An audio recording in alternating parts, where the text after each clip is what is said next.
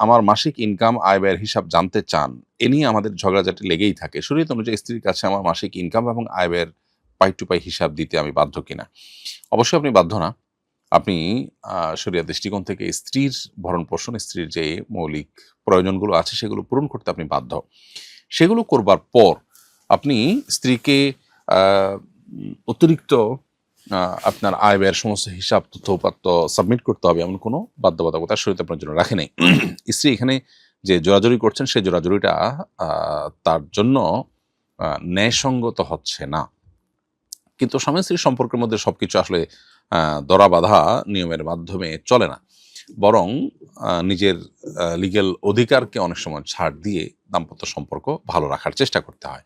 ঠিক সেই জায়গা থেকে আপনি আপনার স্ত্রীকে যদি জানান যে, "আমার এই উপার্জন, এভাবে খরচ করি।" তাতে যদি কোনো অসুবিধার দিক না থাকে, তাহলে আপনারও সেটাকে সহজভাবে নেয়া উচিত। স্ত্রী হিসাবে তার জানার কৌতূহল থাকতে পারে, আগ্রহ থাকতে পারে। সেটাকে আ আপনি যদি মিনিমাইজ করতে পারেন জানিয়ে, তাহলে সেটা করা উচিত। আর যদি মনে হয় যে তাকে আপনি আ জানাতে গেলে ঝামেলা হবে, তাহলে যতটুকু জানানো যায় কৌশলে আপনি ততটুকু জানাবেন। দাম্পত্য সম্পর্কে আসলে এটা তোমাকে জানাতে আমি বাধ্য না। এরকম শর্টকাট কথা বলে আ আপনি দাম্পত্য সম্পর্ক ভালো করতে পারবেন তা কিন্তু না। এজন্য এক্ষেত্রে ছাড় যতটুকু সম্ভব দিয়ে হলেও নিজেদের মধ্যে সম্পর্ক ভালো রাখা দরকার।